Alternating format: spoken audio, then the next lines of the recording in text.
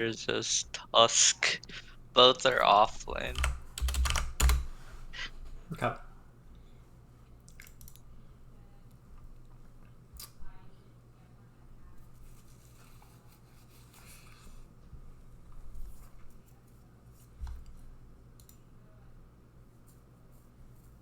Let's take a look.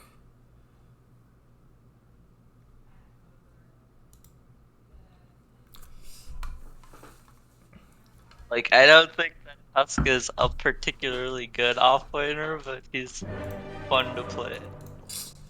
Yeah, he's like kind of popular right now. I feel like I see Tusk 3 a lot. Yeah. And yeah, I know he could be a fun hero. I don't play him a ton, but I do not concern myself with the bag, good enough for sure to for I play. know its contents well. So It's in the bag. My starting items on most heroes, I just go this double gauntlet branch, I guess. And then sometimes stick, but okay. I'm not really sure. Yeah, it seems reasonable to me. I'm not super familiar with what like Tusk offlane starting items are. Let's see. Yeah, something similar to this. You can like start with a stick if you need to. Most offlaners, like pretty much every single strength offlaner, I go this start. So I don't know if it's always good to go to the start, or sometimes grab that stick, or fairy fire, or Well, so you're probably against Bloodseeker. It's either Bloodseeker, Bristle, and probably Dazzle. it's Bloodseeker and Dazzle, yeah. Well, right, but like I'm saying at this point in the game, you wouldn't know for sure, so you just Oh have to yeah, consider yeah. what it might be. So yeah, I think this is pretty reasonable. Yeah, I think it's good enough. Do you like usually turn these into bracers or soul ring? Soul ring or one bracer and a soul ring. I guess depending on how the lane goes.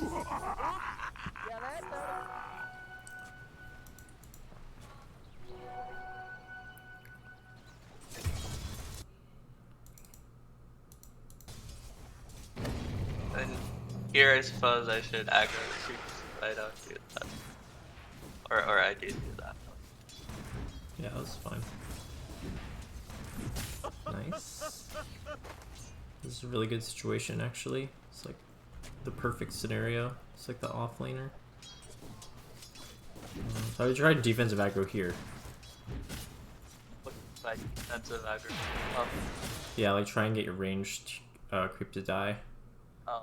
So I should have aggroed there as soon as the creeps through. Yeah, like as soon as they meet, like right here, just drag them backwards more. Because then they just have no chance at contesting these, versus like right now, like they could maybe go for deny. That's unfortunate.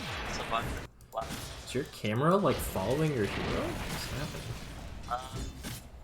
I use spacebar, like I double tap spacebar to center my hero.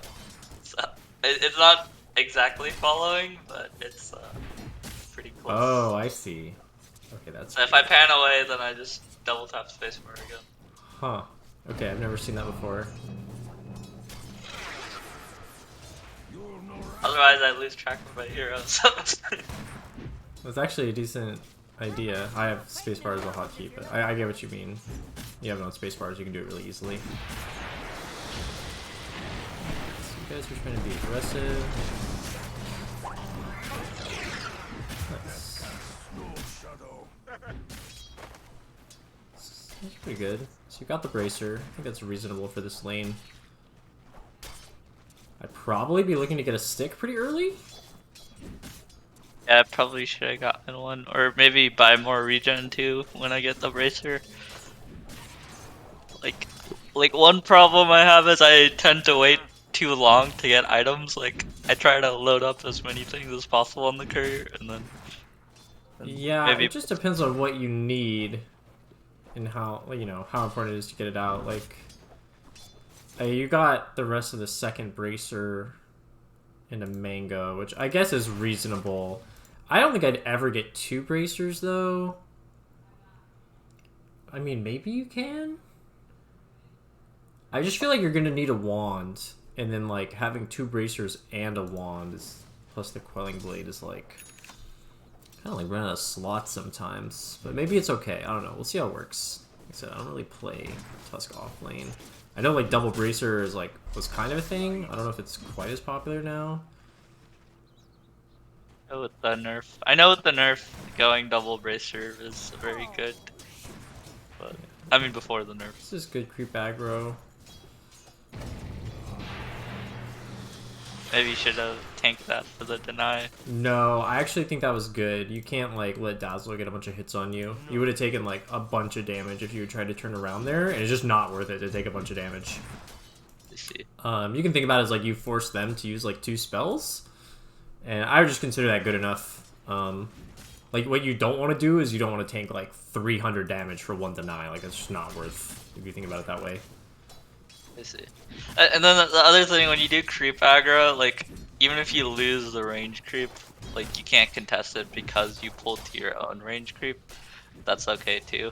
Or It's like, usually okay. Like, it's not the worst thing in the world if you need to, like, throw, like, an ice shards or, like, have some way to do it, or if your 4 can, like, secure it. What is this build? I guess he's just going all in on the whole tag team thing. It's interesting. yeah. I don't think that damage gets amplified though. Or no, it really doesn't. Oh, it kind of does. It's not getting amped, but, like, the minus armor is still, like, makes it do a lot of damage. It's reasonable. Yeah, I just really wish you had a stick here. I die. Here, you might have been able to, shards him backwards. You have the mana for shards, so, like, right here, you can, like, shards right here, and it, like, will prevent him from, like, chasing you a little bit more. So you're probably gonna die anyways. Oh, you pop tag team instead. Yeah, you get a return kill. I guess I could have lived by this shard. Yeah, I would definitely, like, your courier usage is a little slow. Like, if you're just bringing yourself out, like, your items and, like, some more regen, I don't think that would have happened. Like, you haven't been using your courier constantly. Okay. But, like, every chance you get. Oh, send you your can't courier. leave. You can't leave with 449 gold, Okay. unless you're saving for, like, boots, I guess. If you're saving for boots, I guess that's fine. Like, if you buy anything other than boots, like, it's, like, really bad that you just left without buying it. What are you gonna buy? I don't feel like there's any item over 500 gold that you'd be buying. Get in the habit of, like, putting your items in the quick buy so that you, like, buy them faster. Okay, so you did buy the boots, so I don't hate that you, like, left without the boots. It's probably worth taking Snowball in this lane. Adapting your skill build based on, like, the enemies, because you can just dodge his blood right with Snowball. Like, I'm not saying you have to use it aggressively constantly, but, like, if you go on him in this situation and then he blood rights, you, like, can still hit him for a second and then you just use Snowball right at the end to, like, dodge the blood right. I feel like that'd be pretty effective. You Like, think even like level 1 blood right, it doesn't do too much damage though. Correct? Or I guess the silence is still. I mean, it doesn't do that. It doesn't do that much damage, but still, like, you can dodge and if you can dodge any damage, it's, like, good, I think. And it's a second stun, I suppose. Second stun, yeah. Your only problem is you might have mana problems. Quick reactions, unfortunate gank though. It's okay. Like, one of the reasons I guess I went tag team second is because it doubles in damage between the first and second point. Yeah, I don't hate it. I don't hate it. I'm glad you got Snowball level 4. If you really valued it over the Snowball, that's reasonable. This guy, he does have 2 points of blood right though. Just something to think about. Okay, so you bought the wand. That's good. finally got a wand. Yeah, I think in this lane, like, Bloodseeker and Dazzle both use a fair amount of spells, so I definitely would have prioritized this wand earlier. Like, right after the first Bracer, I would have gotten this wand, and then you can go back for whatever other items you want to get, like second Bracer. So it's important, it's really important to think about, like, how, like, being Divine 4, right? Like, you presumably trying to, like, get into Immortal.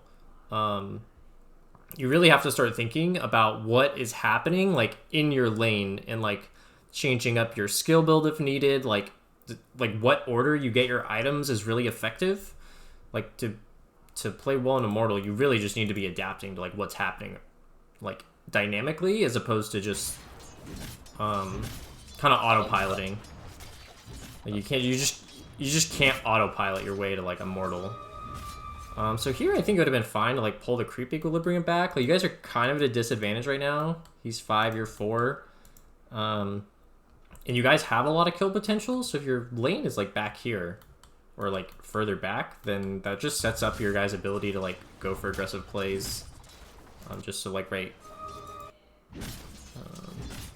like here, as soon as you deny this, like, just draw these 2 creeps and static the wave right outside your tower.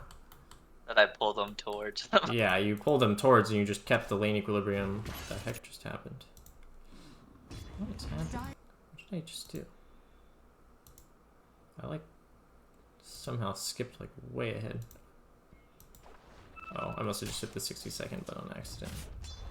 But yeah, now the lane's meeting, like, right here, and it could have literally been all the way outside your tower. You could have gotten it all the way back. So definitely don't miss those opportunities, because that's how you set up, like, just free farm for yourself.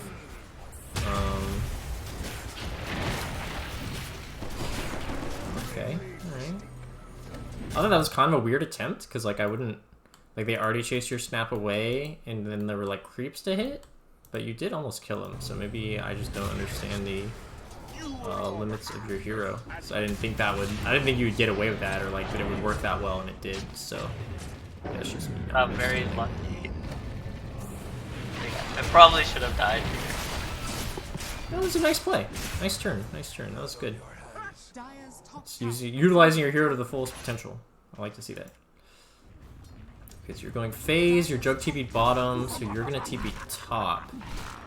Interesting. I guess you guys can look to kill this guy with the dazzle, or with a snapping. Yeah, it's pretty tough. Might be able to get him here. Oh no, he's gonna turn on you guys with coils. Oh, just because he chases me. Nice. There you go. Alright, so you just needed to have 2 walrus punches. Interesting. Wow, this voice spirit is like on your ass.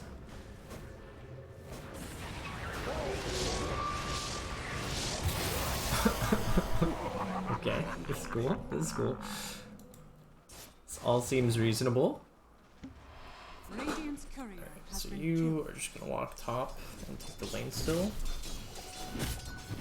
At this point, like, should I stay top or should I try to go back bottom and get bottom tower, or like it just? I think staying top right now is fine because no one else is like looking to occupy this lane anyways. Let's see what is actually happening. Your Jug's got some decent farm. It looks like he's just left the lane anyways. Your SF doesn't really have a whole lot. Yeah, so to me, I think what you're doing is fine. In my head, like, yes, you want to eventually take that bottom tier 1 tower, but I don't think you guys take it that easily because nobody on your team really hits towers. So you kind of have to look to, like, take a fight and win and then get the tower. At least, like, for now, like, until, like, Jug or SF really start, like, participating and are dangerous. So I like what you're doing for now, and I think your game plan needs to be, like, kind of chill. I mean, baiting all these fights like you are is, like, decent because your team can react, and make your aggressive play, like, when your supports have their ults, because both your supports have really impactful level 6s, and that's when you can, like, look to, like, kind of make a move bottom, I think. And I think trying to force it before that, like, doesn't make sense given your lineup. So thinking about, like, you know, like, yes, you want to take that tower, but, like, asking yourself, how do we actually take that tower? Like, what does that look like? And to me, it kind of looks like you need to, like, be ready to fight and kill them. Especially if they bring a lot of heroes, and I think you only do that once your supports have ults. Like, at your mid tower was like 5. What are you flying at? I think 1 clarity. Maybe this will be fine. Mana and a TP is what I was looking for, which is kind of what you're bringing out. Okay, so you kind of push that all the way out, and you come mid. I think this is reasonable. Oh, this is Get lucky here again. better to be lucky than good. No, this is good though. You were rotating to the right part of the map, and they hung around too long. You guys were respawning. Yeah, maybe they could have played that better, but I still think what you were looking to do was correct. That was a pretty big dive. TP bottom. You're looking at the soul ring. I think this is reasonable. I would definitely wait and get the extra gold and then get the TP. Yeah. Just got the soul ring, yeah. I think I send the courier back when I get the gold for, or maybe I don't. If you did, I think that's fine, honestly. If you, like, forgot in the moment and, like, adjust, that's fine. No, I didn't. I mean, it's not a huge deal. You don't have TP up right now anyways, even if you had one. I don't know what your supports are still doing in the enemy triangle. I think what you're doing is fine.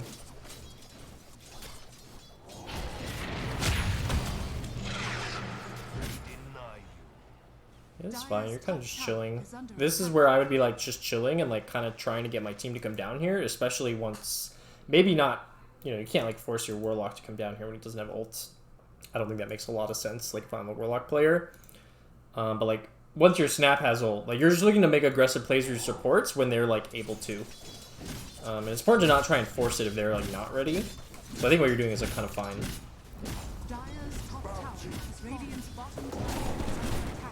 So yeah, the early game, I think you got a pretty good handle on it. You played your lane fairly well. I think you could have just, like, gone for the creep aggro a little bit more. And, like, really been happy to, like, pull it to, like, behind your tower. Or not behind, but, like, right in front of your tower. And then static the wave there. And that's just kind of how you, like, amp your early farm. And it sets up kill opportunities, because then the opponent has to be, like, out of position to, like, contest the wave. And then I think all of your early, like, moves have been, like, fine so far. One of the issues I run into is, like, I try to fight way too much. And even though, like, we get kills and stuff, the enemy carry ends up super farmed because we aren't, like, contesting him. And then it just feels really bad. Like, yeah. So here, I think you're kind of playing into that. Like I said, like, you want to be thinking about, like, what enables you to take this tower and playing around that. And your Warlock still doesn't have his ulti. So, like, yes, it's nice that your Snap's down here has her ultimate, but if they react to what you're doing, like, you don't really want to fight a lot of them. Like, your Jug's not going to be here, your Warlock doesn't have ults, like, your SF's not really going to come and be here. So, I think you need to be, like, playing this more, like, ready to run away. Like, I wouldn't be, like, aggressively posturing to the left here. And it's just kind of dangerous because you don't see anything. Like, you don't see any of them on the map. Like, I'm assuming, like, if I'm you, I'm assuming they're reacting to what I'm doing. Because, like, I don't see anybody. I only see the Void Spirit now. Like, aggressively farming under the tower is nuts here. Like, you have to think that, like, you're forcing a reaction. Bristle's now showing. What the heck? Why does it, like, show? It's like a replay bug. I guess he's not actually TPing. But I think what you're doing here is nuts. Like, you have to assume they're, like, reacting. Especially once they glyph. You gotta, like, GTFO here.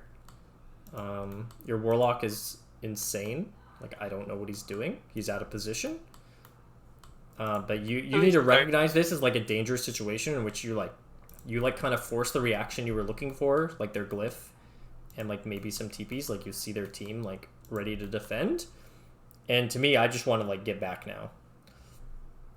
You kind of need to regroup. You need to wait till you actually have Chaotic Offering and, like, you know, maybe until your Jug can, like, rotate over to you guys to, like, really take an effective fight here. Like, going for this Lion, I think, is kind of nuts. You just don't solo kill him at this point in the game, and the Warlock just doesn't offer anything. I guess your jug showed up. Yeah. Like, I didn't know my team was fighting there, so that was a very unfortunate sequence of events where I Yeah, ran I in, think your and team then kind of like salvaged that a little bit, but I think the way you played it, like imagine if you had just backed off instead of gone in, and then like your Jug and your SF did make the moves over, and then like once all three of you were like together, then you can like walk back in and like take the same fight, and it's better because you're not dying to like a lion in the meantime. So yeah, the lesson here is to like just recognize like what your condition is for actually taking this objective, and like be happy to like force the reaction and then back away, even if it's just temporarily, right? Even if you just need to wait another like 10-15 seconds, like don't try and force it if your team's not ready to force it, I guess. and farming right here is maybe also a bit Farming sketchy. in the river with no vision is a little sus. I mean, just do what you did there. Just pull it up onto the high ground and then farm it. Yeah, so now this isn't good because now, like, farming this one wave that you did is fine. Your team is, like, respawning. They're kind of backing off with bottom. Nobody else was going to clear this wave. I think this is fine. Although you could have dragged it in your tower to kill it even sooner, because now you have Snap ulti and Warlock ulti. So, like, and your Jug and your SF don't have their ults, but, like, you can look to make aggressive plays at this point, whether it's, like, a smoke to top or a smoke bottom. You can look to like make aggressive plays at this point, and I would be calling for that. And instead here, you're kind of just hanging around mid. Like this is like casual farming when you're ready to do something. Like you're not close to this blink. So you need to be looking to like kind of apply pressure because that's, you have like a timing, right? You have your Snap ult and your Warlock ult. You know, you're not like out farming them right now. Like you have a support kind of pushing out top, but like all three of your cores are in the same part of the map. Like their bristles probably farming ancients. Like I wouldn't feel like super happy with like just chilling here doing nothing. So like you'd want to be keyed in to like go when your supports like can enable you to go. Like especially like playing Tusk, right? Like all you do is kind of run around and like try and kill people, right? Yeah. This is just like the play style. If you're like a different offlaner, maybe it's different.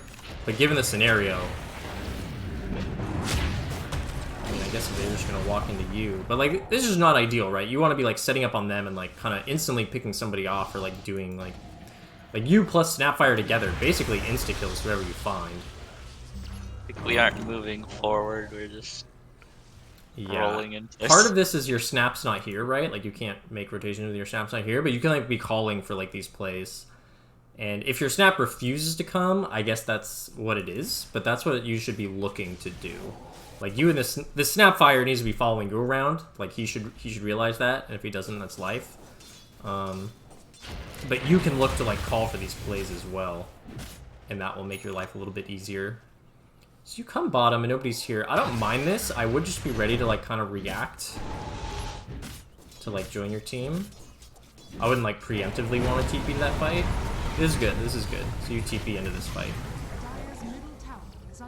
They don't commit super hard, but I think what you did there was fine. That's like kind of the rotation you should be looking to make, given how your team has been playing.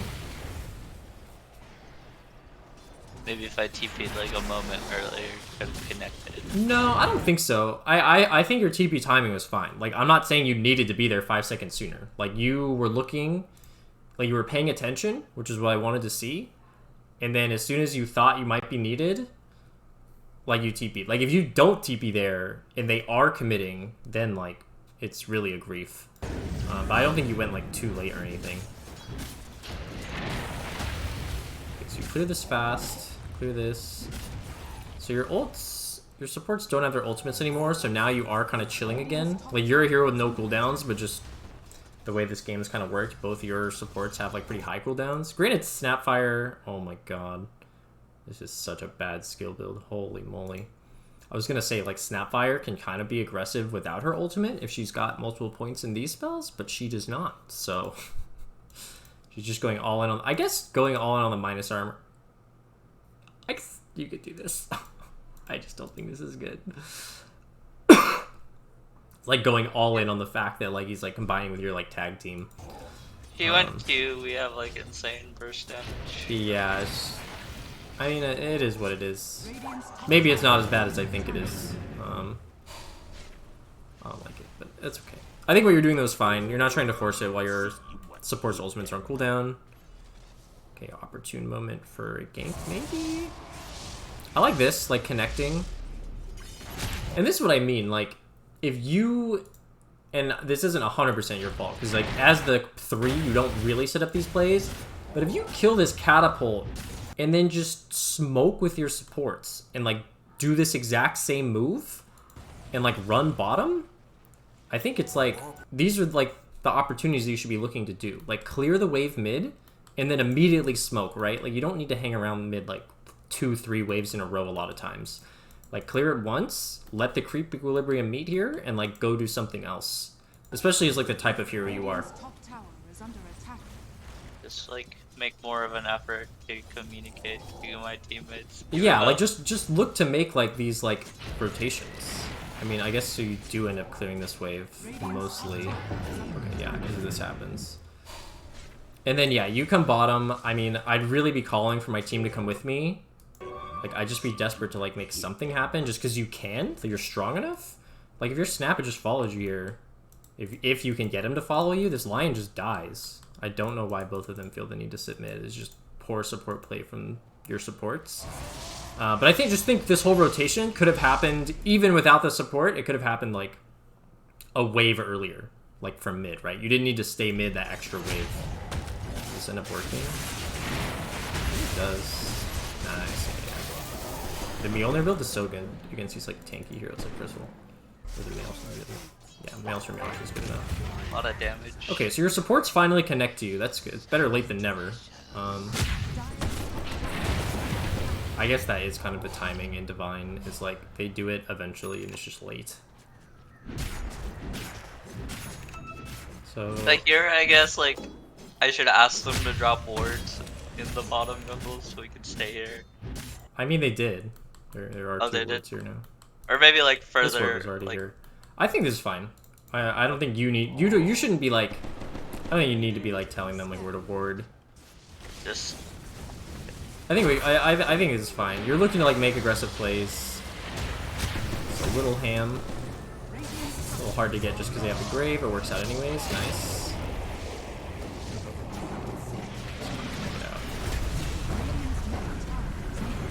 I think this is kind of okay. The judge just kind of got himself out of position with the dazzle kill, but this is making your space like for the SF.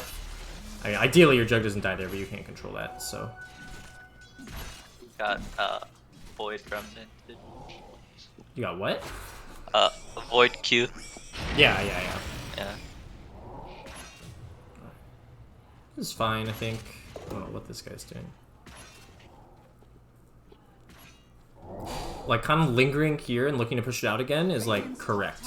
So this is good. I'm happy to see this. As opposed to, like, going somewhere else. On any offlaner. Alright, you're gonna react to mid. Fortunately, we don't have...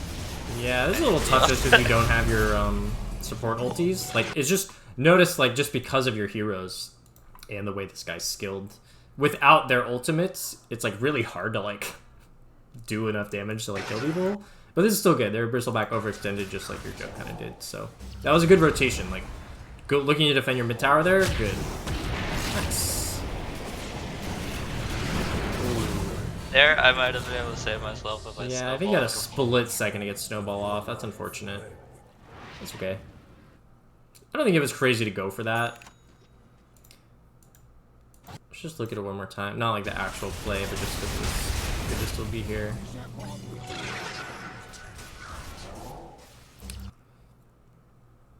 Yeah, I actually think this is not good. Now that I think about it, like you guys just used Omni Slash. You still don't have either of your support ultimates yet.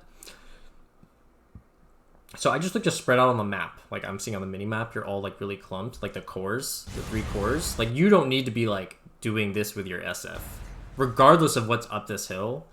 Like I'd rather you be looking to just spread out a little more. You know, again, you could smoke like a quick smoke after a 1-team fight to like run to the side lane and pick off like this lion or something would be really good.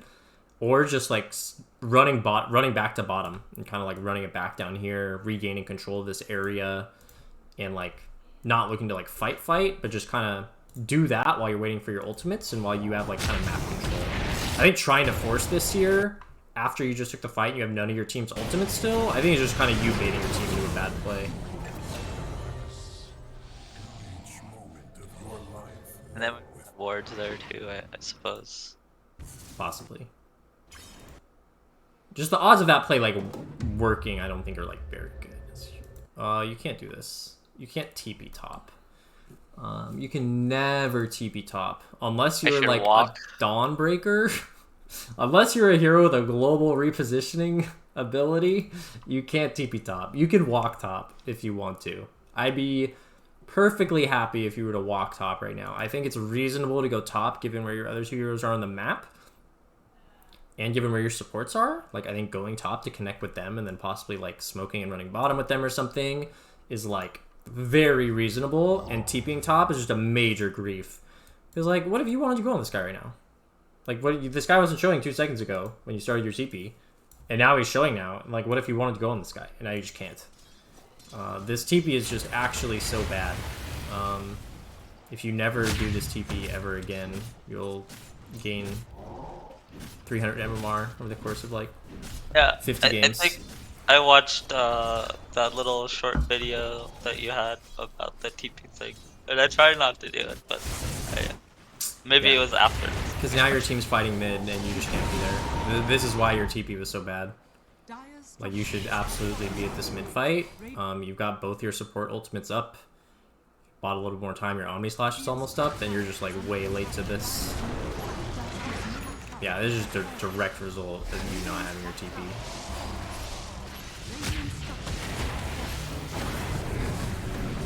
Yeah, you're kind of nuts to go in there. Yeah, I don't think you can like force things like this. Like it's very timing dependent. Like I can tell you're kind of waiting, but like I guess this is maybe you don't understand how much damage you do. Cause like I'm not saying like I'm an expert on this, but like you have to know that this guy's gonna die if you're gonna try this play. Otherwise, it's trash. Like you're not 100% sure that he dies to what you do here.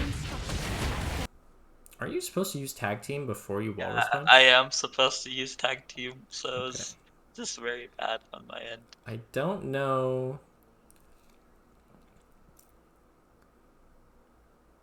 I mean, all it would have done is add 70 damage to your crit, but that gets critted, right? That bonus damage? Yeah, it does. It does.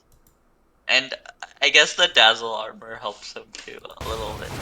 I still don't think he would have died. The Dazzle got the grave off before the lob started coming in, but just jump in like that. Like, you just have to... Like, I think you have to be more patient on this hero. I don't play it, but I'm just noticing that you just jumping in before your, like, team's, like, kind of going in is, like, not really working out unless the hero you go on dies. And that's just something I'm noticing by watching. So you as a Tusk player, like, you should, like, take note of these things. Like, if I jump in and the person I go on doesn't die, I die. So, like, I can't jump in until, like, I'm sure that, like, whoever I jump on is gonna die. And whether that's, like, your team needs to, like, start the fight first, or whether that's, like, just picking the right target, or even, you know, even just making sure that whoever you do go on is isolated. I mean, that Void Spirit was not isolated. You had full vision of his teammates, like, kind of sitting all around him.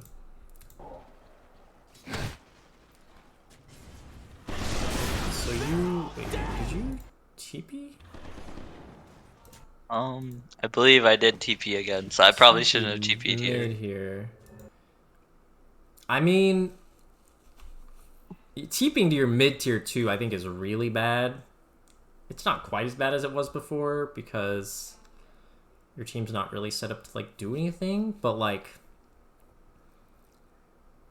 if you were to TP to this bottom, or to this bottom tier 1, and look to make a play with Snapfire, I'd say, like, maybe that's okay. But, like, TPing to mid-tier 2 to, like, farm when nothing's happening is also a very bad TP. You should really be looking to just walk out of base. Always. I end up walking bot anyway, so... Yeah. Yeah, it's just suboptimal to TP this way. I don't think that actually ended up impacting what happened down here, but, you know, sometimes it will.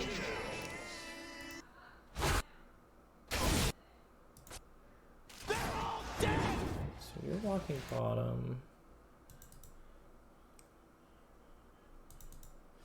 Yeah, this is just classic, like, playing in the aggressive part of the map when you actually don't have the ability to be aggressive. Like, your team is very ultimate dependent. Like, Juggernaut really does not want to be fighting without Omni Slash. Snapfire, I mean, a normal person who had 4/4 whatever, even if ultimate was on cooldown, Snapfire's, like, kind of okay with fighting without her ult. It's not a huge deal, but, like, Warlock has to have his ult to, like, feel good fighting. And he does, but, like, your Jug doesn't, and your Snap's, like, out of shit. So I think your team is, like... I think this is, like, a poor play attempt, and, like, I don't really like joining this when I think my team is, like, kind of griefing. I guess you didn't see all of them before. I don't hate that you joined that. You didn't have a lot else to do anyways. Yeah, I guess you personally, I don't mind too much that you, like, showed up to that. Just the TP given what was happening. It was just a bad... It was just a bad, like, bad area to be playing, because you guys weren't strong enough to be doing that. But that wasn't really your fault, because you were not the one down there that, like, started that, so I can't criticize you for that. Totally by himself. That's cool. Nice feed. So you guys haven't smoked once this game. Like, I know that people in Divine do smoke sometimes. I don't know what your support's problems are. But if you ever are in a game like this where your supports are, like, never smoking, you should definitely be looking to buy your own smokes. Okay. Especially on a hero like Tusk. Like, I'm just like, this guy's playing Tusk and he's, like, never smoking for kills. And, like, you're a core and it'd be nice if your supports were buying them. But, like, if they're not going to buy them because they don't understand how your hero wants to play, I guess... Just buy them yourself and, like, set up these plays. Because you guys killed that Bristle, which is awesome. And now you guys is 4. Granted, you don't have your ults yet. But, like, their Bristle's dead, right? So maybe you have an opportunity to make a play. Your Jug does have ult. Like, if you guys were smoking to connect with your Jug right now, that would be such a good play. Because it's fast. And your Jug has Omni. And they have a dead core. And they just won't be expecting it. Because you just killed Bristle bottom. And instead, like, you guys, like, run 4 people through a creep wave to slow. Your team, like, slowed down. I don't know what Snapfire was doing. He was, like, smelling the roses. But, like, if your team had been smoked there, nobody would have gotten distracted. You know what I mean? Like, if you smoke here and you run as 4, like, you're all here at the same time. I see. So, look to buy these smokes yourself. It's as an offlane player, like, these aren't necessarily the plays that, like, should be at the top of your mind to, like, coordinate, because it'd be really nice if your support was doing it. Like, these are the plays. I'm a main support player now. I 100%, like, hopefully I have one, and if I don't, I'm, like, looking to, like, buy a smoke there, or, like, really just wishing I had one, because that was the perfect smoke opportunity. I think this fight that you guys are taking should go really well, but your team is just, like, a little bit late. We'll see if it goes well anyways. Yeah, you die. Your Jug ended up chasing his Dazzle down, which is a little unfortunate. Alright. Still went kind of okay. And if your team had just been coordinated at the start of that, you guys would have just straight up wiped them. Instead of that just going kind of okay. So, not like 100% your fault, but if no one's buying the smokes, like, you should look to buy the smokes. It's just worth it. Like, for every mistake that's made, the enemy team makes an equally bad mistake. Oh yeah, they're just as... The enemy team's always just as bad as you are. I guess you were going for stack there? It's kind of weird, but I guess it's fine. I was like, why is he not farming the creep wave? But then you went back to it, so I don't need too much. Given that you have this vision, I think it would have been nice if you pushed out this mid wave one more time. Okay, you guys end up going on this lion. That guy definitely saw you coming. Like, use my ultimate on the range creep right there. But I just had it on auto cast, so. Like, at this point, I don't think I know what I need to do, so I'm just running around, hoping for something to happen. Well, so let's talk about it before this play even starts. Like, just from this point right here, it's 26-15. What do you think the approximate game plan is? I think we should go bottom and try to take their tier 2 tower. Go bottom and take the tier 2 tower. But then they could Roche because they have Bristle and Bloodseeker. Yeah, I agree. I don't hate the idea of going bottom, but then they could Roche. I think Roshan at this point is the most important objective. Because, like, you're not taking this easily. Like, either A, they Roche, or B, they defend it, and it's not necessarily, like, a given that you're going to win that fight under the tower if it's, like, just a 5v5. And given that they have, like, decent Roche... At this point in the game, both teams have good enough Roche potential to where it's, like, always a threat if you're not thinking about it. So Roshan should be the play for you guys, for your team. And not, like, you need to try and go Roshan right now, but you just need to, like... All your map movements need to, like, should reflect that, like, Roshan is the most important thing on the map until either team takes it. So that would mean, like, I'd want my team... What I tell my team is, I'm like, team, can we play around the Roshan? And I'll, like, you know, I'll, like, make circles on the mini-map or whatever. And, you know, I see these guys on a ward, and I'm like, guys, can we go on them on this ward and, like... You know, take this fight, right? Your snap's respawning. Your SF has no TP. That's a little unfortunate. I'm not saying you have to, like, force something right now. I'm just saying, like, plays with that in mind are what I'm looking to do. So, like, I don't hate this attempt to, like, go on this lion here. Like, if you kill them, it, like, kind of opens up, like, going to kick them out of here or taking the Roshan yourself. It's a round... Like, I consider this being a round Roshan, right? Like, something top or mid is, like, reasonable to me. I guess I could convince my team to smoke and go top. Yeah, exactly. Like, a smoke in the top stuff. is, like, would be great here. Like, right here, Yep. if the three of you were, like, smoke towards these guys and your snap connects, like, these plays are available to you guys. You know, nobody on your team is buying smokes, so they're kind of unavailable. Jug TP top. I actually don't mind that, because it's, like, again, it's, like, in one of the lanes that matters for Roshan. Okay, cleared mid. Yeah, I would really be looking to, like, get my team over the Roshan. I don't mind too much that you're hitting that creep camp, although it doesn't matter. Yeah, it's just really awkward because nobody is smoking at all.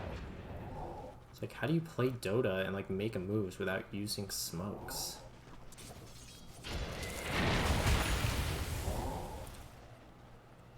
It's, like, weird, because it's, like, when I watch lower MMR games, like, there's so much that they're doing wrong on the map that, like, there's a lot to talk about, and it's not like, oh, you need to be smoking here all the time. And now I'm watching, like, a higher level game, and I'm like, nobody's smoking. This is so weird, because it looks more similar to my games, but then, like, you know, if you watch my games, like, we smoke a lot. We're always using the smokes, all the time. Like, the other team's not smoking either. This smoke that they're doing right now is, like, the first smoke that either team has used, like, all game. So, yeah, I think your biggest takeaway here just needs to be to, like, try and get your team to play more coordinated and, like, buy these smokes. Like, if you have to, like, look to make aggressive moves yourself. Because you guys are just doing nothing. It's not 100% your fault. Like, I think your team kind of all equally shares the blame here. But, you know, now that you've had this coaching session, hopefully you can, like, look to, like, be like, make plays with your supports as soon as they're ready to do so, right?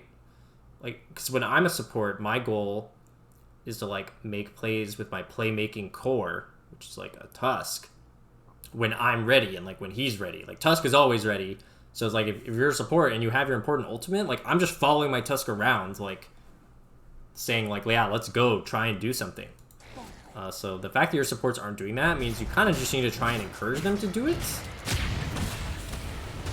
SF was just getting picked off bottom. You're just playing so discombobulated, and yeah, I think it's just your impact is like kind of trying to communicate to your team to like organize the plays, identify the correct objectives. You know, we got to this spot where we understand that Roshan is the most important thing around like 25-ish minutes, given that you're afraid the other team might take it. This attempt here is like really sus. Yeah. It does. Sort of. We get Aegis, but... Oh, Dazzle. Wow, your Warlock's in here. Any action.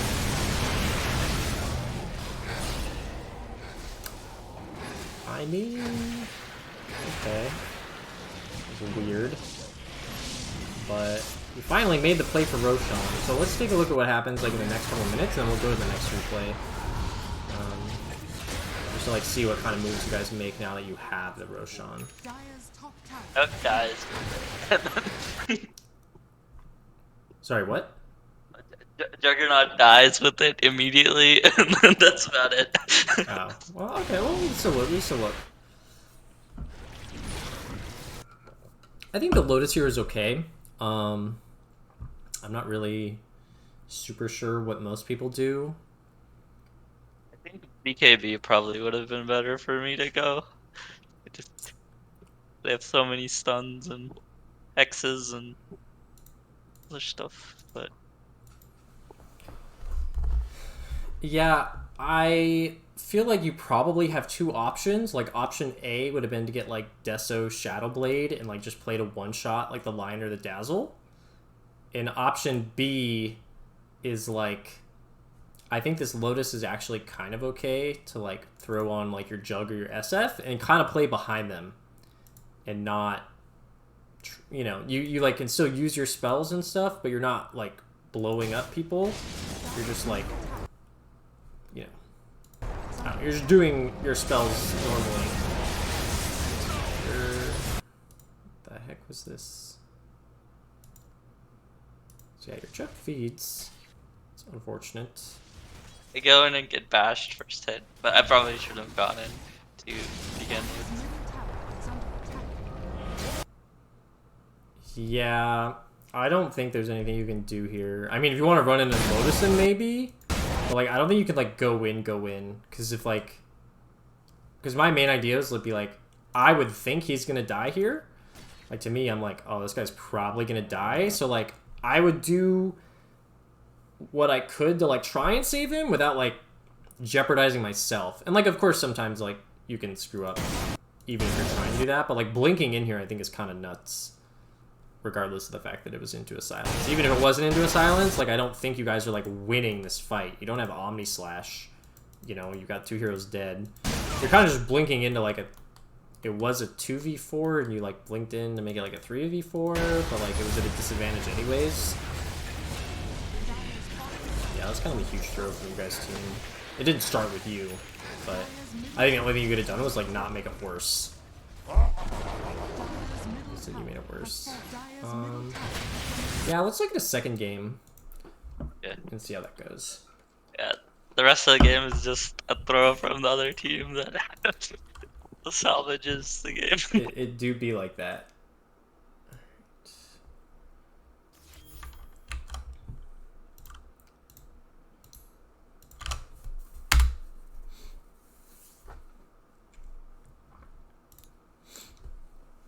So this game, you are the Dawnbreaker.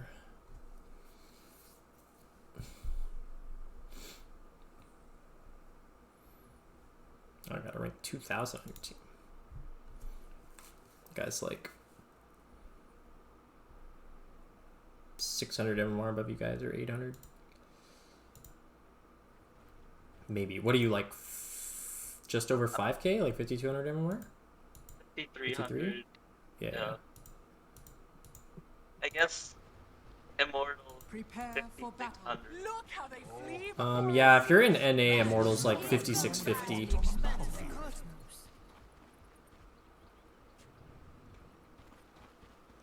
It's in the bag. This is a, sort of a rough lane against the Monkey King Shaman. see how it plays out. Got the same items again. I think they're reasonable though. I don't think there's ever like a bad I tried to go over the cliff right yeah, there, with the, but I still survived. yeah, I think the cogs cancels your like return to hammer animation. Or not the cogs, but the this Q, whatever it's called, battery assault. Okay, so you have these mangoes. It's reasonable. Dire's middle Right, accurate stuff. I think that's good what you did with the hammer, because if you can like do this, or like, I mean, you would basically lost almost no health, and you can force this guy to lose like a third of his HP for like one spell. I think that's good. These are the kinds of things that like some people at this level and higher, like low immortal, they just won't be ready for this. Like they won't be ready for you to like do a third to half their damage on the first wave. And if you can like do that, it's actually just really good. Okay, we get the last hit with the hammer. It's not really ideal. 2 hammers on the first wave, but it's not terrible either. Oh, don't got under tower. Huh, not too bad. Nice pull. This is really good, really nice. I think that was fine.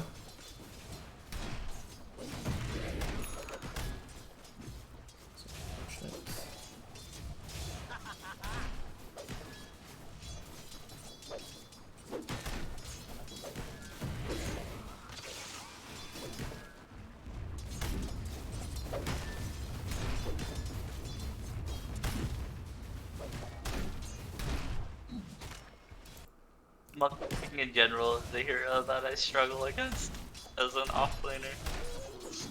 At a certain point, you can't fight him. Yeah, we'll see what happens.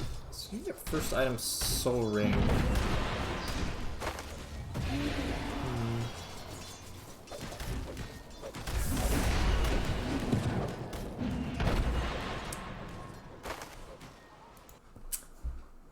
Would be the bracer first if I'm going bracer anyway, or well, I get boots. So.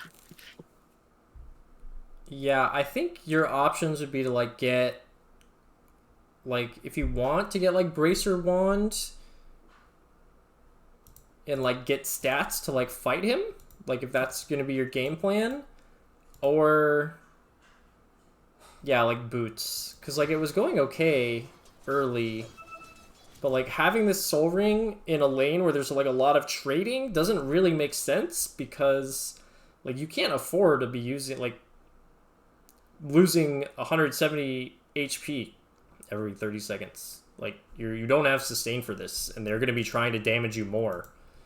So like rushing a Soul Ring in a lane where they're going to be trying to like hit you and possibly kill you is definitely griefing yourself, because you're just going to get in a spot like this with no regen and like no options, because like you can't even use the item that you have to like get mana.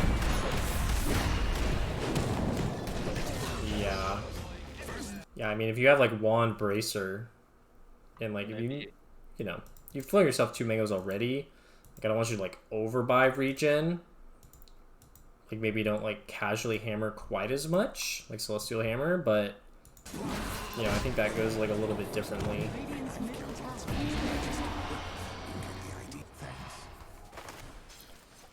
You were kind of low when that started.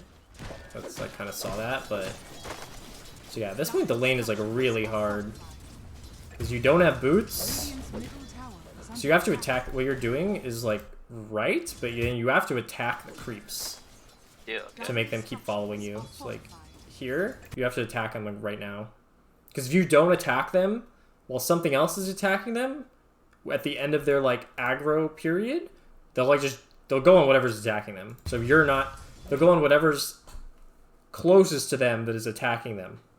So just because you're closer to them, if you're not attacking them, they'll go back to the unit that's attacking them. If this range creep is attacking over here, they wouldn't go to it. But because the range creep is attacking them, they'll like go to it. So you just have to attack them once. So that would have been correct to like draw these 2 creeps all the way back here. That's like what you want to do. You just have to do it correctly. I never knew that you had to attack them, so that's good. Yeah, no problem. Yeah, that's really important to know because like in these hard lanes, this is basically what you should be looking to do.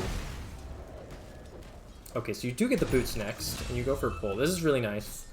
And I think like using your hammer like that is nice to like clear the wave while they're not like fucking with you. I think that's like really good. Basically, just trying to deny them interaction. I guess you thought that camp had spawned. For some reason I thought that he pulled, so That's fine. This is good though. You left the pole alone to get the creeps under tower. This is perfect. Given your situation. I don't think here you should go for this bracer. Like at this phase in the lane, you've already got Soul Ring boots. It's not going particularly well. Like this bracer changes nothing. Like you having this bracer doesn't change anything about how this lane dynamic is going to work. So you just need to go like straight phase at this point. I don't even think you need, at this point, I don't think it's even worth getting the wand right away.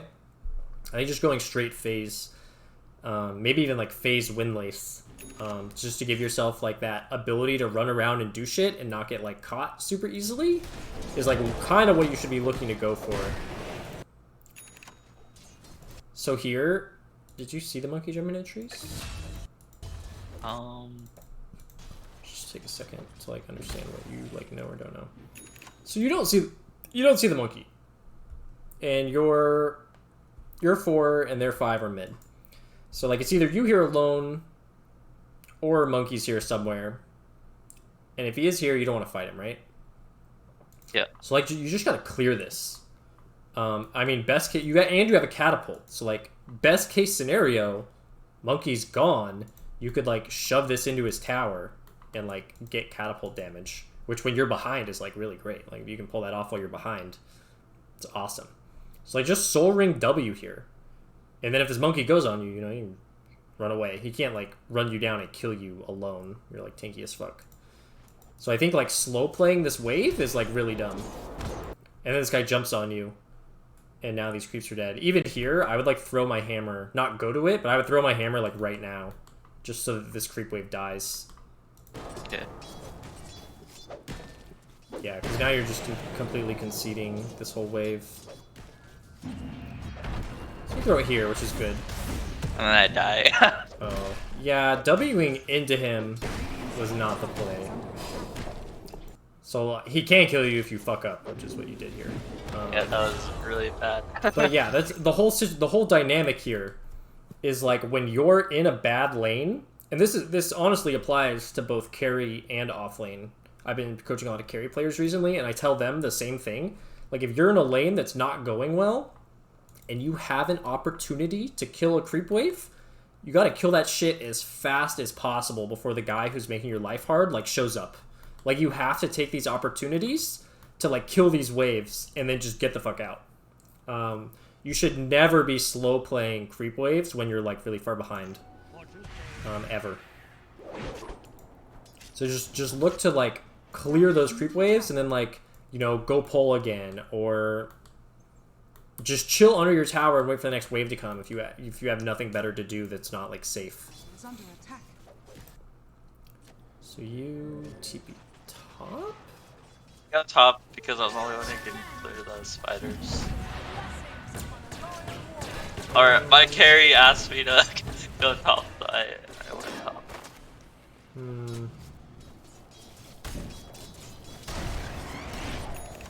Okay. Hold on, I just want to look one more time at what's going on. I get that your Luna doesn't want to be here, but that doesn't mean you need to go top. I'm not saying it's definitely bad.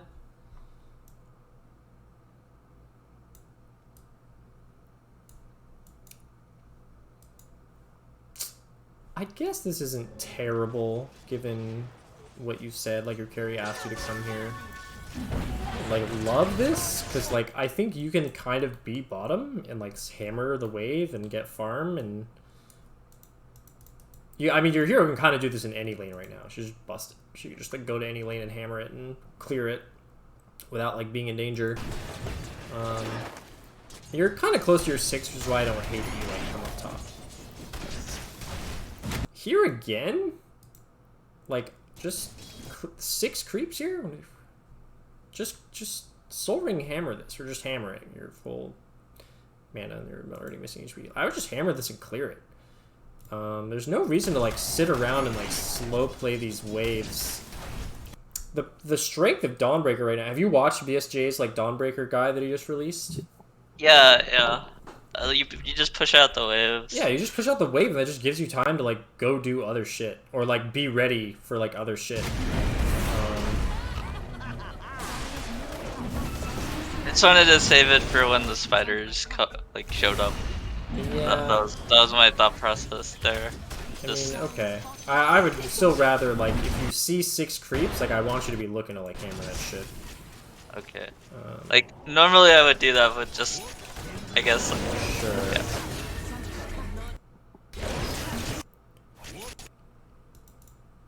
And then here I just get caught. Yeah. So you see Shaman in the area. So yeah, you need to be playing, especially with seeing this clockwork here, like, you need to be playing safer than this. Like, if you're here, it's to, like, prevent them from taking the tower, but it's not to, like, fight them. So your only goal needs to be to clear this creep wave without dying. So, like, you saw the Shaman in the area. Now you see 2 more. So they are definitely going to try and kill you. So maybe this is just an awareness problem? But, like, here, they, like... You had the opportunity to fully not die here. And I think you just must have missed the Shaman or something. So... I think I just wasn't paying attention. Yeah. Because these guys' deaths are, like, really bad. Because, like, you just didn't have to die there. And, like... Oh. Yeah, it just, like, slows you down a lot. Because, yeah, I mean...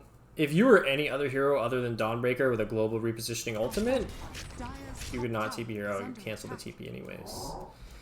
Yeah, because you guys didn't have to lose that tower. I mean, it's okay, you were eventually going to lose it, but... So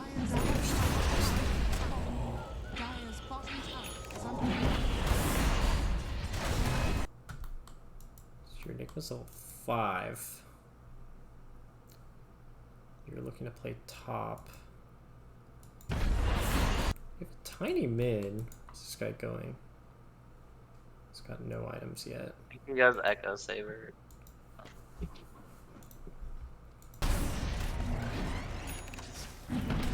Yeah, I mean, you can kind of like just do this. Like, this is fine doing what you're doing. You can kind of wipe them. You probably should have been paying attention since you had ults. Like, your perspective isn't panned over there once. I think it's a little weird that you're not, like, looking, but that's okay. It's not really okay, but, like, it worked out, luckily, I guess, is what I mean.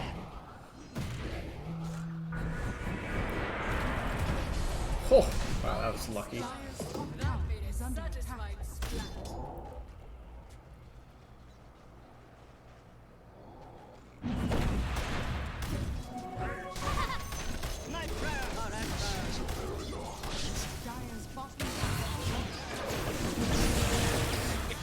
And then died. Yeah, that's unfortunate. Shaman did just show mid. Yeah, I mean, you were running away. They, like, connected super quick on you. That's unfortunate, but I don't blame you too much. They executed that really fast, and you didn't, like, have your ult up or anything. Luna. Yeah, exactly. So you have your ult up again. I definitely... This is where, like, as Dawnbreaker, it's a little different than Tusk, but you can tell your team to, like, go make a play. This is nuts. I have no idea what's happening because your fucking Tiny's not here. Plays without your Tiny at this phase in the game are, like, crazy to me.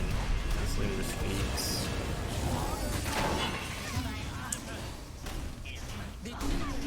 I think the tower. Yeah, that's unfortunate. This is tough. Honestly, I don't think this is a good ult because the chance that this play has of, like, working are so low. Like, what is, like... Do you play other roles? Or do you, like, only play offlane? I play offlane in 5 mostly, but Okay. And Because, I like... gained like 1500 MMR in like the span of 1 month. Nice. Playing offlane. Okay. So yeah, like kind of like BSJ was saying in his guide, is like having patience on your ultimate is really, really important. And like at this MMR, just not compounding your team's mistakes is like super important. Like you can carry games in Divine by just like playing efficiently and then not like throwing when your team's throwing. Like this is just them playing. This is just a really bad play. Like your Luna, your 2440 Luna is making an aggressive play instead of hitting creeps, and your Tiny, your mid Tiny, your strongest hero, like your most scary hero to anybody on their team, is like just chilling mid. So like you should not be looking to like go on this play. Like what should be happening is your Tiny should be like making aggressive plays. Your Enigma with Black Hole should be like behind the team. And then you can go in when your whole team's there. But I think like going in to try and help like this type of play, you can't do that to yourself. You just have to accept that they're like feeding and not try and save them. Like you just have to be like, oh, my Luna's feeding. And definitely like use to only look to like put your Solar Guardian down to like save like an important target that you think is gonna survive your whole Solar Guardian, and then you'll be able to like take an effective fight. I mean, maybe that's what you thought here, and maybe you're just like learning that like this is not a good engagement. I don't really know, because like, yeah, that's just a bad like engagement to go to. Yeah, just farm top. Yeah, your Luna was just like griefing there. Like I don't know what was going on. It's not like it's obviously not your fault that your Luna was doing that, but like your job is to not make those mistakes worse by like throwing your own body on the pile. You know what I mean? Be more selective. Exactly. And like you should have an idea in mind, like of who do I ult on this game to like make an effective play. Like if I asked you that, like based on your lineup, like what do your ideal ultimates look like this game, given your lineup? Probably if Enigma gets the black hole off, or Tiny jumps somebody, or somebody jumps Tiny, but yeah. Or like if your Spirit Breaker goes in, yes, all of those are correct. What is a bad ultimate is you going on this Luna when she's like definitely gonna die no matter what. Yeah. Like, so just try and have that in mind based on your lineup, like as early on into the game as you can, once you hit 6. And if you ult well on this hero, kind of like BSJ was saying, like your games will just go well. And if you ult badly, like you just did, it just makes it so hard. This hero is like very dependent on like having high impact with the ultimate. Let's get Black Hole. This is a good play. You killed their carry, so that's like 100% worth.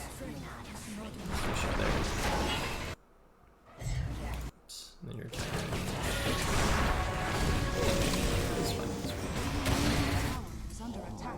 so you're gonna run top. I like it. Even if your TP was off cooldown, I would hope you run top, not TP. Okay, so you've got ult, so I would just be like paying very close attention to what my team's doing and play very safe. Okay. I think you went a little early there. That's just like a patience thing. Like make sure it's really gonna have impact. But I like the idea, and you were paying attention to your team there, which was good. As I'm like it, Yeah, for sure. Well, you're going BKB, which is I think reasonable against like Puck Shaman kind of thing. Okay, well that was on the Luna, but somehow it worked out anyways. Well, let's just watch this again a little bit slower.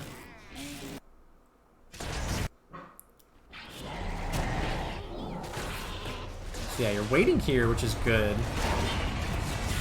Okay. Yeah, I think this was a good ult. I think your Luna was a little bit out of position, but it worked out. Nice job. If they had been a little more coordinated, I think they would have burst that guy down. And it wouldn't have been your fault, obviously. But... I think they got scared of the ult and ran away from her. Right, yeah. Like, oh no, he's coming. It's like, just burst the Luna. Okay, nice. Dire's top tower is under attack. So here's the thing. You want to fight, right? You won the fight. And this is really important. Like, the fight's over right here, right? Yeah. Like, given that, like, okay, so the fight's over. You have to decide, like, if you guys are going to keep going or not. Like, go for the next objective. Go for more kills. Hopefully you're not, like, looking to go for more kills here because you don't see anybody. It doesn't seem reasonable. But, like, are you guys, like, really, like, pushing an objective here? No, we're just hitting jungle creeps. Yeah, you kind of want to split up and farm, right? Like, they still have Aegis. You used your ult. Luna used her ult. Your Enigma's dead. Like, you want to split up and farm right now, right? Yeah. So just TP top here. Just TP top to this lane. And push it out. And, like, you know, wait for your ultimate to come off cooldown. Wait for Luna's ult to come off cooldown. And then look to make the same kind of play that just happened. Like, you not TPing top here is, like... Ugh. Like, right? You can't TP top from base, like we talked about. Yeah. Right? And something's about to happen. But, like, nothing is going to happen for the next, like, 40 seconds. Unless they, like, group up and smoke immediately when they respawn. So, like, those are the scenarios when you should really TP top. Because that's kind of where your hero wants to play on Dire anyways. Like, what you were doing was correct. And so not recognizing after that fight was over when you had a TP up to TP top is, like, actually kind of really bad. Even if you weren't Dawnbreaker, honestly, it could be good to TP top there. Like, even if you're just, like, a Mars or something. Like, if you guys are just chilling and waiting for a while before you fight again, TP top, push out 2 waves, and then reconnect with your team. And Dawnbreaker, you don't even have to reconnect with your team. So you go top, push out 2 waves, and you just jungle and wait for your team to, like, go again. So it's really bad that you didn't do that. Because now you're sharing the same part of the map as Luna, and you're going to take her farm. Because she is Luna, so she can farm super fast. So she can farm all of this. And so what you're doing is just taking it. Radiant's middle Oh, tower there's not even a is camp under there. attack. But The only thing there was ancient camp. it's happening. So yeah, that was a really huge missed opportunity for you to not go top. Okay. Killing a brute, which is kind of nice. So you guys are just kind of restarting the whole shebang on mid. Your Luna's not here though. Radiant's bottom tower is under attack. Radiant's bottom tower. The heck? Could you hear me? I guess here I should probably still be top. Well, so you don't have to run straight top here. You can. You have the option to again. So let's see. This fight ends. You know, you're not going back in. You have options. Like, you can run bottom if you want to, like, be close to your team. You don't have to, though. I think, yes, ideally, you don't need to run here. Like, this is really far away. But you can go farm the jungle here. Because your hero can just do that and then beat the fight anyways. In this specific scenario, I actually don't hate that you're, like, staying a little bit closer to the action. I think it's, like, kind of okay. If I Like- go into the jungle top side, they'd come for me. Just kill me. Yeah, well, it depends on what you guys want to do. Like, your Luna got the tower there. So, like, if you want to be in the area so that you don't have to ulti in, like, I think that's okay. You should definitely take the outpost. You didn't realize that you got the tower. I guess you just don't realize you got the tower. Oh, there you go. Oh, nice.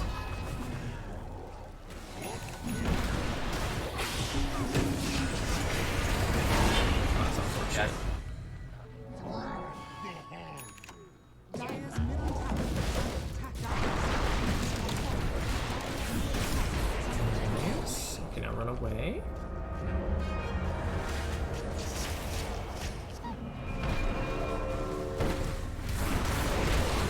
Nice. Got the tree drop from the Enigma. Yeah, I was gonna say, I think you guys are kind of nuts for doing that. I think that was a little lucky, but you know what? We take it. We'll take those. Because I would have been like, okay, we have no black hole. and like they're really aggressively positioned mid, and we don't have your ulti either, I would have been like, oh, I kind of want to chill here. Honestly, I think that fight was kind of bad to take. You just got lucky, but I would have been happy to like run top and like go farm and wait for your ulti to come back up. Given what happened, it's fine. Kind of just seize the opportunity. It's not good from them. Chasing a puck is real. It's tough. Just like give up? That's weird. Okay, so you're going Mage Slayer, you've got your shard. That's pretty reasonable. Radiant's middle tower I think what we're doing is fine. You're kind of like splitting while you've got your ult up. It's good. You're like playing the opposite part of the map from your team. So if your team's gonna be more like mid and like top, it's okay for you to be bottom. Like just playing away from your team is like good. Kind of like what BSJ talked about. It's just kind of how the hero works. Unless you switch it up to go orc, or did you finish the first thing?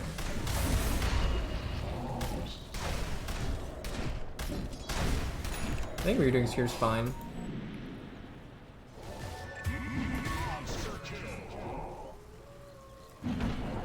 If your Luna wants to kind of chill and farm, it's fine. Nice ult. This was really bad. Sorry. Like it looked good, but it was bad.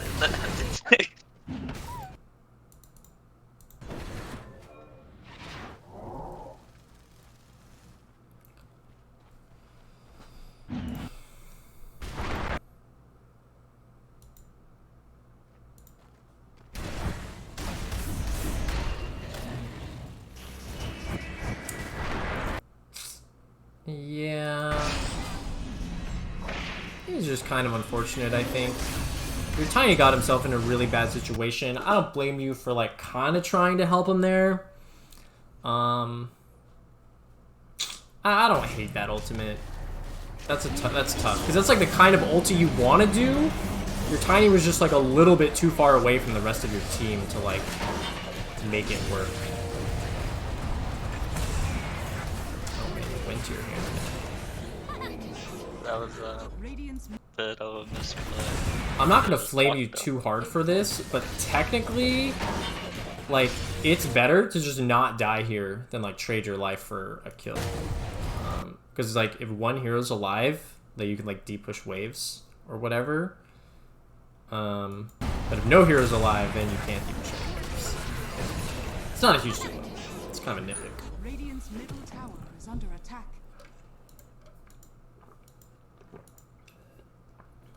They'll never see me coming. Dire are scanning. Yeah, and Dawnbreaker is kind of interesting because it's like kind of the opposite of Tusk. Like Tusk, you want to like start the action, and then Dawnbreaker, you want your team to start the action. You literally just want to like wait and like, kind of AFK. So you change it to go Halberd now. You can't make up your mind. Like one build I like going on her is blink second item, and then you can start stuff yourself.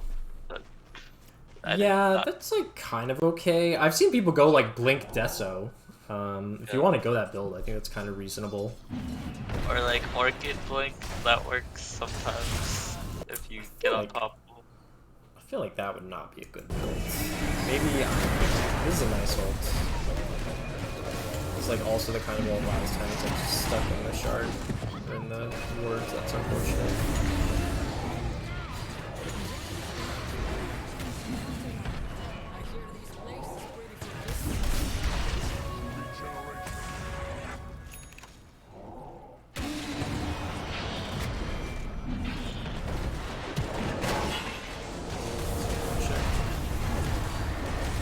Okay, cleaned up. Sick. Yeah, that's a pretty reasonable fight. It was a good ult to start. And then the fight went well. Radiant's middle tower is under attack. So we're hanging around here, which is fine.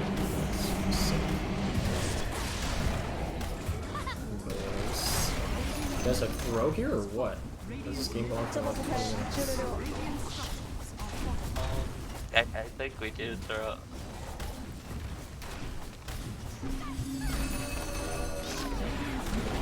Radiant's middle tower is falling.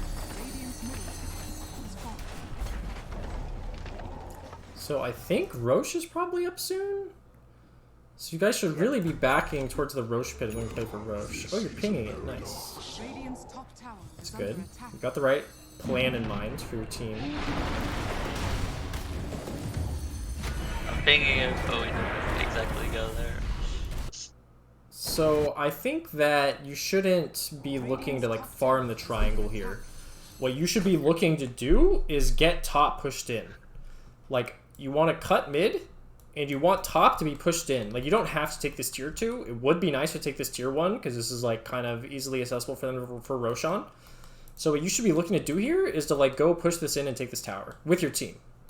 Because they can't stop you right now. Anything that delays your guys' control over the Roche area is just bad, because you don't have that long to set this up. Like, you have, like, 10 to 20 seconds to like get the map set up in a good spot to where it makes it really hard for the opponent to like leave the map and come out in this direction, because like if you get it shoved into them, then it's really obvious to you guys what they're doing based on what you'll see, versus if you don't get the map set up right now and this gets pushed out to here and then they get the mid wave, you know, pushed out to like here-ish. It's not gonna go too far because you got the super creeps now, but like all of a sudden, and then like if you guys don't aggressively posture, all of a sudden it becomes very hard to like understand exactly what they're going to do, because you're just not going to have the information. So we'll see what let's see what the you like ults here, which is like whatever. I don't think it's a great ult, but I don't care too much. Yeah, so they like respawn and they start taking this fight before you guys have like kind of set the map up that well.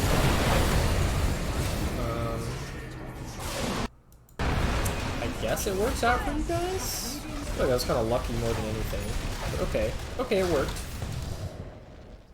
I still think what I was talking about would have been like ideal, because you would have been over here earlier to start with. You wouldn't have needed to like throw your ult for no reason. You could have started like hitting this tower. I think it just would have happened differently if you'd been looking to prioritize getting top pushed in, because that was really important. Why are we on the other team's vision? Oh, here we go. It's the safe optimal play we always need to. Yeah, well, and it's not even like, that's not the safe play, quote unquote. Like, I'm not telling you to do that because it's like safe. It's just like objectively best is to like get top and mid pushed in as far as possible so that you have control over the Roshan area. That's like just what you should be trying to do. And like players in like low immortal and like high divine like yourself, you guys don't like, you recognize that these are objectives, but you don't all in make the plays for the objectives like you should. Like, it doesn't, like, you know in the back, like you pinged it right away as you backed up, but then your play for the next 30 seconds did not reflect that Roshan was important to you. You just started jungling their ancients.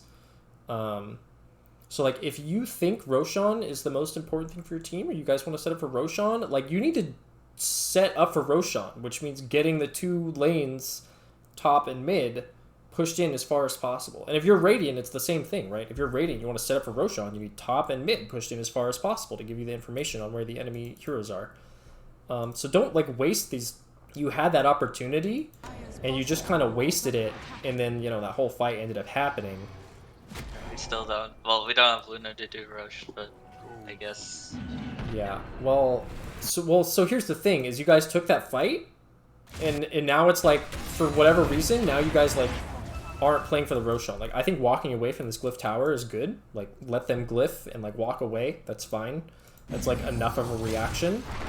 And then you guys have this ward in their triangle, and you want to take Roshan, and then you guys just walk away from the area. Like, they have 3 dead. What you guys need to do is just sit here. Sit here as 3 heroes. Cut top if it comes out. Kill a hero if they show up top.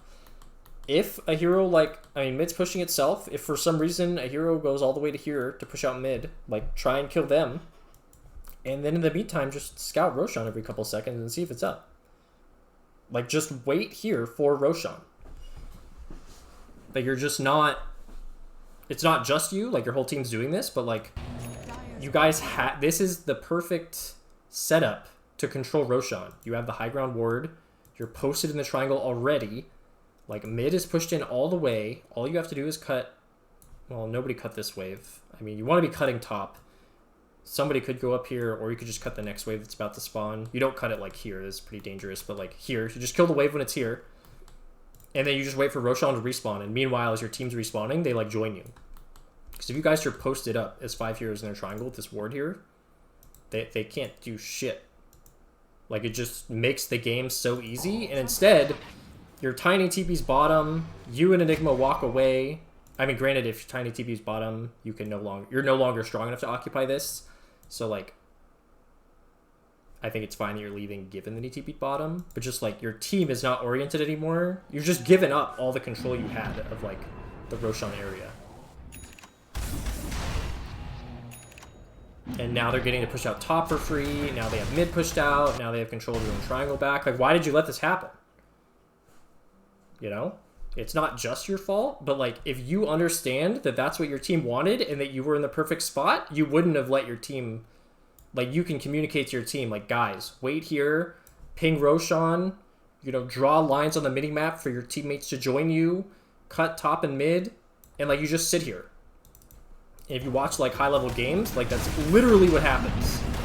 And like, games like this, like, the reason that you guys, like, are this level and not, like, you know, breaking into Immortal is because you don't, like, play focused enough for the objectives that matter, which is, like, Roshan. Do you have any questions about that? Because this actually might be, like, one of the most important topics we, like, talk about this whole session. Like I understand, I understand that I need to do a better job, but, like, what if your teammates aren't, like, on the same page? I mean, if your teammates like... refuse to listen and they all, like, back up and do their own thing, like, so be it. But, like, I need you in your games, at least, to be, like, I need you to understand what needs to happen so that you can tell them what you guys should do. Because if you know this and you're confident that this is correct, like what I'm telling you to do, hopefully you can be confident in your future games that, like, this is the correct play.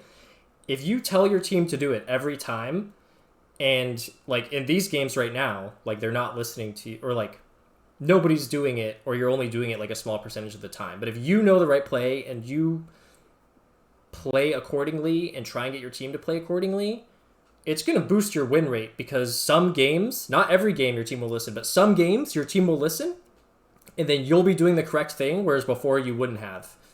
And then you're just going to win. You're just going to win those games more often. Okay. So, yeah, if your team refuses to listen to you, there's nothing you can do. Like, don't grief yourself by staying here alone, screaming at your team to come stay with you if they just refuse, right? Like, just back off, accept that they're playing suboptimally, and, like, look to take, like, the next play. But yeah, if you can... Sometimes they will listen, and then when they do, it'll feel so easy. Like, if you play around the Roshan correctly in a low divine, or in a high divine, low immortal game, it'll just feel so easy. You'll be like... Because the enemy team will just walk into you. They'll just walk into you, and you'll be like, what are they doing? And it's like, because you, like, give up this area, that now you have to, like, fight for it back, as opposed to just holding the area. I guess, like, even if I can't do that in pubs, I play some RD2L, which is not exactly that competitive, but can at least try it. Start calling in that direction there. Oh yeah, exactly. I mean, if you're doing this in your RD12 games, it's the same thing. What league do you play in, or what day? Monday. Okay, you've been playing Monday. I'm not playing this season, but I played Tuesday, the 2 seasons before this. Yeah, I actually won one season, actually 2 seasons ago. It was got carried. But... It's pretty sick. That's not easy. Yeah. Yeah, you guys are, like, pinging the Roshan now, but now the Roshan fight's just gonna be hard.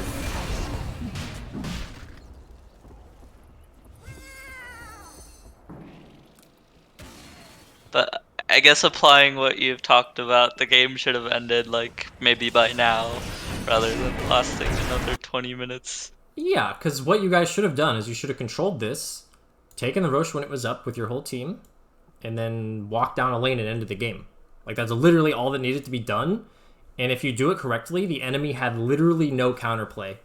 Their only play would have been to try and get, like, a cheeky smoke on you guys grouped as 5, and they would have had to execute that, right?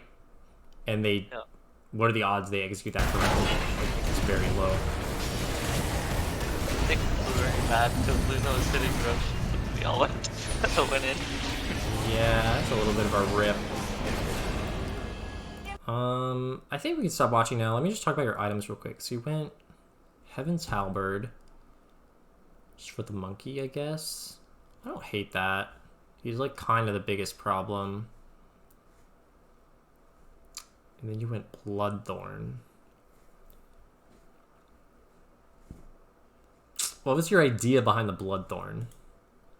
Just disassembling the Epco into PKV, and then the Orchid helps against Puck, and like I feel like it's a good damage item on her overall because it amps your Q damage and your W damage, um, just from the active. And Did you have the Mage Slayer? uh, the Mage Slayer was from the disassembled Echo Saber. Right, so you got that. Yeah, I feel like going the Mage Slayer is fine. I feel like I would not build Bloodthorn, though. I go this item on her like almost every game, but if I'm ahead, but just Yeah, I don't think that's... Does anybody do that? I'm just going to look on Dota 2 Pro Tracker real quick. Are you familiar with the website Dota 2 Pro Tracker? yeah. Okay. Yeah, I mean, people just don't build that item. I would recommend against it. I'll just show you. It used to be the build for a while ago, but I guess I don't know if it was ever the build. I don't think I ever saw anybody going Bloodthorn. yeah. This guy Like- has one. That's Yeah. one. Oh, this guy does it too. Interesting. I've been like playing Dawnbreaker since March, but I like I guess pretty a much couple every of game. people do have that. Okay, so it's not never done, but it's not common either. Like I guess one of the other rationale is like the hero has mana problems even with the Soul Ring. Like a bit later on in long fights, the mana regen helps a bit. Yeah, I mean, you kind of do.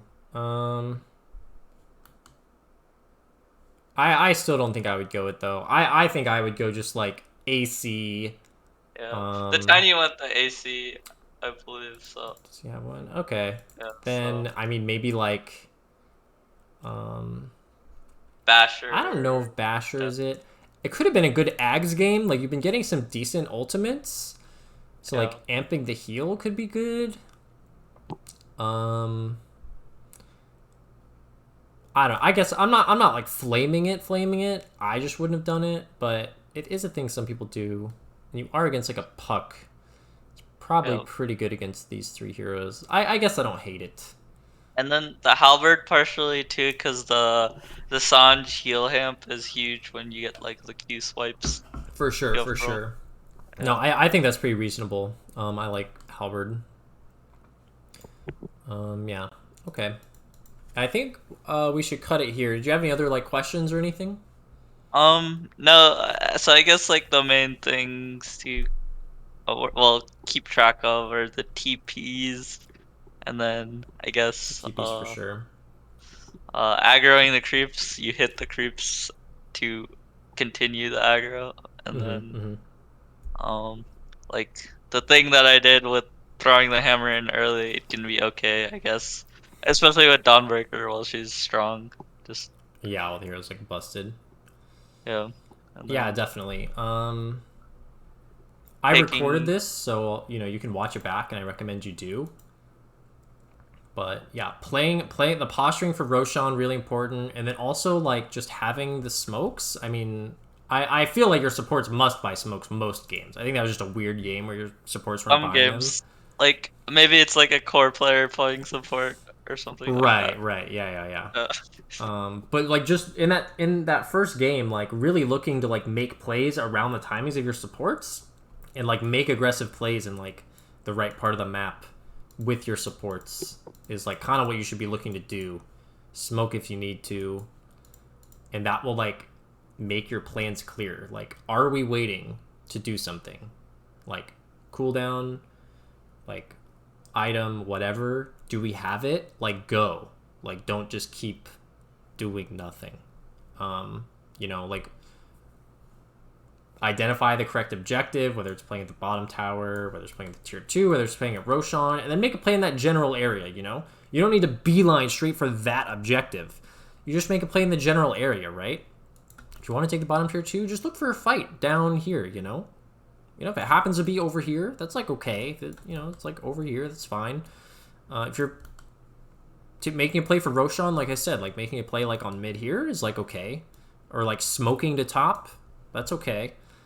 Just looking to make a play in the general area of, like, the objective that you're going for. I think will, like, make it a lot easier to figure out what you should be doing. Like, make sure you have your timings, and then just go to the right part of the map based on what objective you want to take. Those are, like, the 2 steps that you have to take. So if you start consistently doing that, like, as soon as you're ready and, like, doing it crisply and, like, with good timings, like, that's what it takes to be, like, low, mid, immortal. Like, that's what they'll do. Like a general optimized like meta for playing the game in terms of like the objectives you take. Like you want to get the bot tier 1 tower down as soon as possible in most cases, but after that, like, should you continue staying bot or try to rotate up top and then let your carry farm bot, or is it just Generally, you should be looking to play bottom, take the tier 1 tower, get that pushed in, not like attack or pressure the mid tier 2, right? But just like get it pushed in to like where the creep wave is meeting, like here, right? Because creep wave will meet here if you get it pushed in all the way. And then look to like control this area, and if you see an opportunity, like collapse on like mid. And like go for the mid tier 1 tower. Just like bottom tier 1 tower, mid tier 1 tower, maybe bottom tier 2 next, depending on your lineup. Like if you have a really good pushing lineup, like a DP or a DK or something, like sometimes you can pressure these towers earlier. And if not, you just kind of chill, keep this pushed in all the way, keep mid pushed in. You can like bounce between these two. This is like kind of assuming a game's going well. You like bounce between these 2 lanes until you're strong enough to either take the tower or like go make a play for Roshan. And then your dyers, and you want to push in top and then middle, so you can then set up for Rosh. For either team. For setting up for Rosh, it's top and mid for either team. But I guess for Dyer more so because of that tower at top, or get that tower down as soon as possible, and then You mean as Radiant? as Dyer get the tier 1 offlane tower down. This tower? Yeah, that one. This tower is not that important. Like when I said to go take this tower, that's because it was like so late in the game that like, and you had such control that like this tower does give them Rosh potential. But like usually around like 20 to 25 minutes when the first Roshan is going down, like you don't need to go take this tower first. I was only saying to do that because it would give you like the top and mid control as you wait for Roshan to respawn.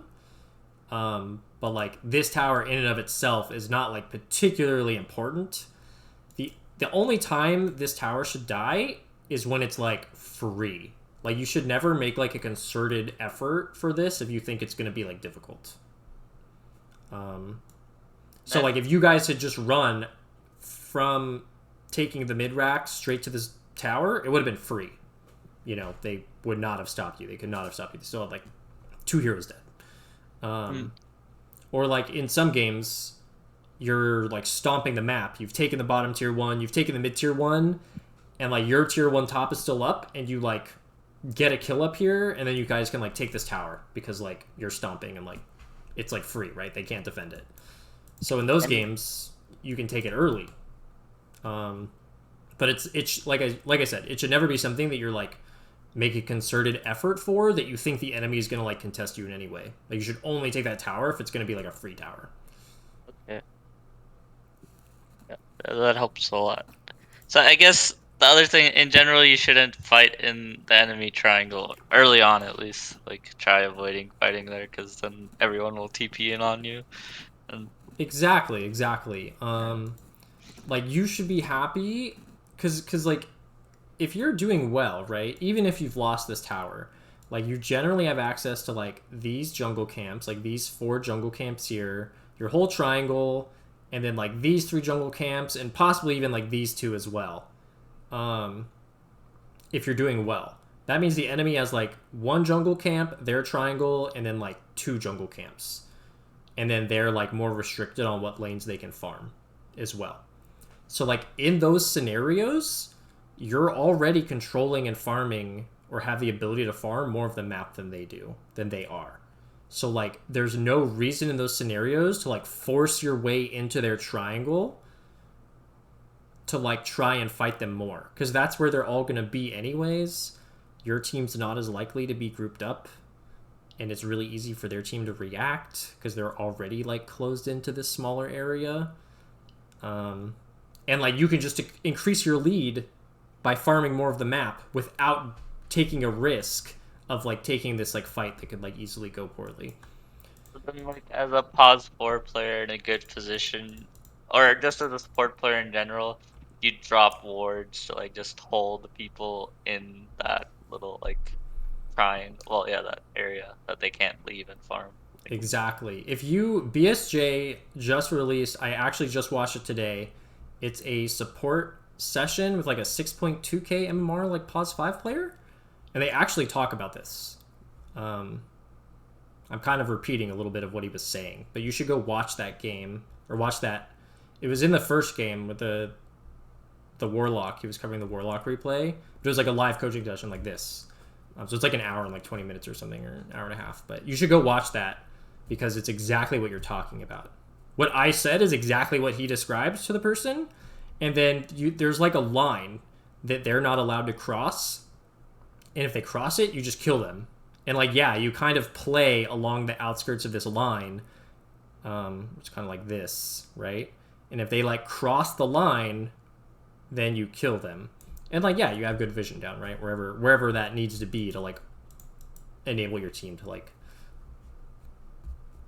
punish when they like step out of like where they're allowed to be, I guess.